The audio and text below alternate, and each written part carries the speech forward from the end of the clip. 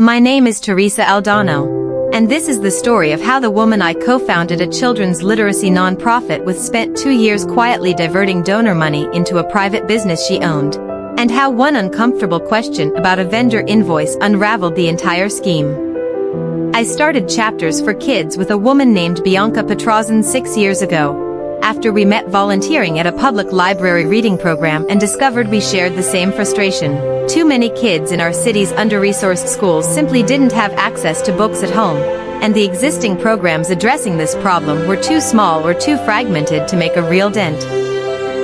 We built the organization together from nothing, incorporating as a nonprofit, recruiting a small board, and slowly growing our donor base through grants, local fundraising events, and eventually a modest but genuine annual gala that had become, by our 5th year, our single largest source of revenue.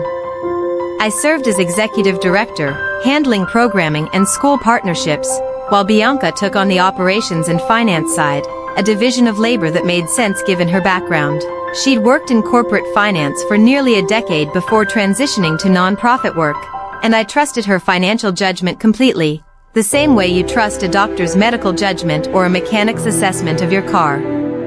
I understood our mission. Bianca understood the money. For years, that felt like exactly the right partnership. The first thing that struck me as odd, though I didn't recognize it as significant at the time, was a line item that appeared in our quarterly budget report labeled Petrazan Consulting Group, Program Materials Procurement, billed at just under $4,000 for the quarter. I asked Bianca about it during our regular finance review meeting, and she explained that she'd contracted with a small logistics and procurement consulting firm to help us source books and educational materials more efficiently, at better bulk pricing than we'd been getting through our previous supplier. It sounded reasonable, and I moved on without connecting the name of the firm to anything in particular, since Petrazan is a fairly common enough surname that I didn't immediately register it as being suspiciously close to Bianca's own.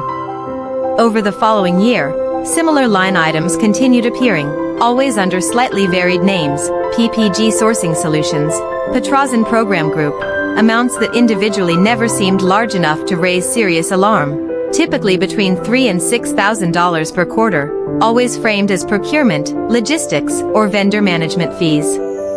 I want to be honest that nonprofit budgets, especially ones handling physical goods like books and school supplies at scale, do legitimately involve exactly this kind of vendor and procurement spending, which is part of why this pattern didn't immediately register as unusual to me.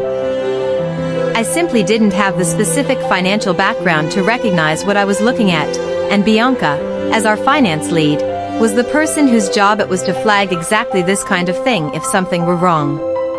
The specific moment that shifted my understanding came almost by accident, during preparation for our annual external audit, a routine requirement for maintaining our nonprofit status and a condition of several of our larger institutional grants.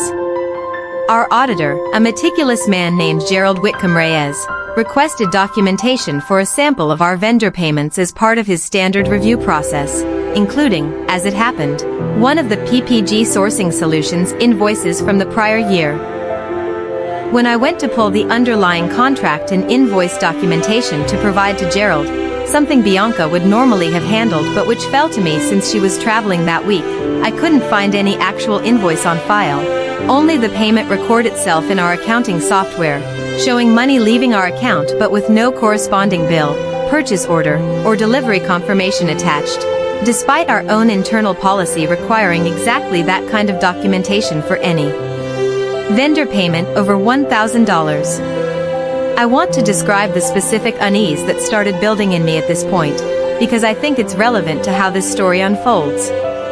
I didn't immediately think fraud. I thought, more charitably, disorganization, an explanation that fit comfortably within my existing trust in Bianca and my understanding of how a busy, understaffed nonprofit sometimes lets paperwork lag behind actual operations. I called Bianca to ask where the missing documentation might be, and her explanation, delivered with her usual easy confidence, was that PPG operated somewhat informally, that she'd take care of getting the proper documentation together before the audit deadline.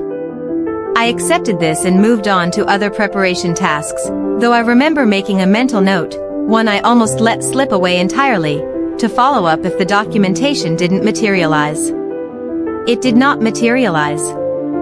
2 weeks passed, then 3, with the audit deadline approaching, and each time I asked, Bianca's response grew slightly more deflecting. She was still tracking it down. The vendor was slow to respond. She'd handle it directly with Gerald rather than routing it through me. This pattern of delay, once I finally recognized it as a pattern rather than a series of isolated coincidences, is what finally pushed me to do something I'd genuinely never done in 6 years of working alongside Bianca. I looked up PPG Sourcing Solutions and Petrozan Program Group in my state's business registry myself, rather than continuing to simply accept Bianca's verbal account of what these entities were. What I found stopped me cold. Both entities were registered as sole proprietorships, and both were registered to Bianca Petrozan directly, with a registered business address that matched her home address. There was no independent procurement or logistics firm. The vendor or nonprofit had been paying tens of thousands of dollars to over roughly 2 years was, as far as the public record showed, simply Bianca herself, operating under 2 different business names.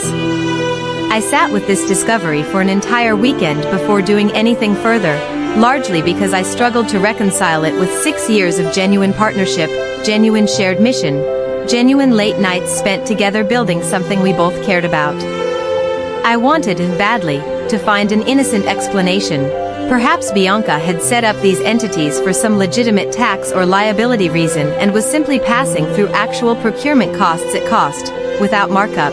functioning essentially as a pass-through rather than a profit center. I decided, rather than confronting her directly with an accusation I couldn't yet fully substantiate, to quietly gather the actual transaction history first, using my legitimate access as executive director and co-signer on our organization's bank accounts. I requested, directly from our bank, complete statements covering every payment made to either PPG Sourcing Solutions or Petrozan Program Group over the full period both names had appeared in our books, along with our organization's own internal accounting records showing what those payments had been categorized as. Laying these side by side over several evenings, I found that the total amount paid to Bianca's personal entities over roughly 2 years came to just over $140,000, a figure that, once I cross-referenced it against actual book and material purchase orders our program staff had legitimately placed with our real, longtime supplier during the same period, appeared to represent money paid for procurement services that, as far as I could determine, had never actually procured anything beyond what our real supplier had already delivered directly. I brought everything I'd found to Gerald, our auditor, rather than to Bianca. On the advice of a non-profit governance attorney I consulted confidentially before taking any further action, who explained that bringing documented financial irregularities to the auditor and, subsequently, to our board's audit committee, rather than confronting the suspected individual directly, was both the legally appropriate process and the approach most likely to preserve the integrity of whatever came next, since a direct confrontation risked giving Bianca an opportunity to alter records or construct an after-the-fact explanation before an independent party had reviewed the raw evidence. Gerald's expanded review, once he had the full picture I'd assembled, confirmed and extended what I'd found. He identified that the pattern extended slightly further back than I'd initially traced, closer to 2.5 years total, and that the true nature of the arrangement, once properly investigated, showed no evidence that Bianca's entities had performed any actual procurement function distinct from what our legitimate supplier was already handling, meaning the payments represented, in Gerald's professional assessment, a straightforward diversion of restricted donor and grant funds into Bianca's personal accounts, dressed up as legitimate vendor expenses. Our board's audit committee, once presented with Gerald's findings, moved quickly. Bianca was placed on administrative leave pending a full board review, and the committee retained a forensic accountant to complete a comprehensive tracing of every dollar that had moved through the PPG entities, a process that ultimately confirmed the full scope, $143,000 diverted over 2.5 years, funds that included, devastatingly, a portion of a restricted grant specifically earmarked for expanding our program into 2 additional school districts. An expansion that had been quietly delayed twice during this period, delays Bianca had attributed to logistics challenges that I now understood, in hindsight, referred to nothing more than the fact that the money meant to fund that expansion simply wasn't where it was supposed to be. When the board formally confronted Bianca with the forensic accountant's findings, she did not deny the core facts, though she offered an explanation that she'd initially intended the arrangement as a temporary personal loan against future consulting fees she genuinely planned to earn, that she'd meant to reconcile it before it grew as large as it had, an explanation that, whatever grain of psychological truth it might have contained, did nothing to change the legal and ethical reality of what had actually happened. Donor funds, given by people who trusted our organization to put their money directly toward children's literacy, had instead funded Bianca's personal financial needs for over 2 years. The board terminated Bianca's employment immediately and, after consultation with legal counsel, referred the matter to our state's Attorney General's office, which maintains oversight authority over nonprofit financial misconduct, alongside filing a police report given the scale and duration of what had occurred.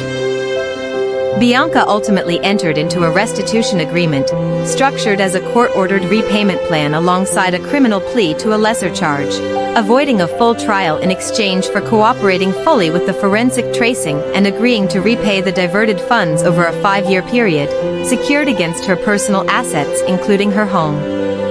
I want to be honest about what the following year looked like for our organization, because I think the aftermath of financial fraud in a small nonprofit is its own kind of difficult story, separate from the satisfaction of Bianca ultimately facing consequences. We had to disclose the situation to our major donors and grant funders, a conversation I dreaded more than almost anything else in this entire experience, certain that trust, once broken this way, might never fully return. What actually happened surprised me.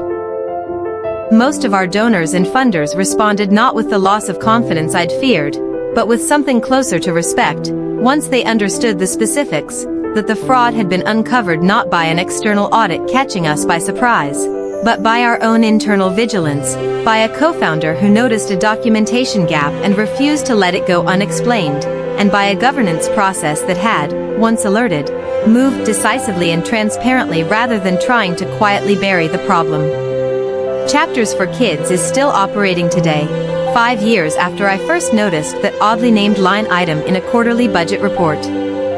We completed the 2-district expansion that Bianca's fraud had delayed, funded in part by the restitution payments that began arriving according to the court-ordered schedule. I now co-sign every vendor contract personally, and our board implemented a policy requiring 2 independent signatures on any payment over a much lower threshold than we'd previously used. A policy born directly out of the 2.5 years I spent trusting a single line item explanation without ever once checking the underlying paperwork myself. Bianca built her entire scheme on an assumption I think many people in positions of financial trust quietly rely on, that a mission-driven partner, someone who cares deeply about the cause rather than the money,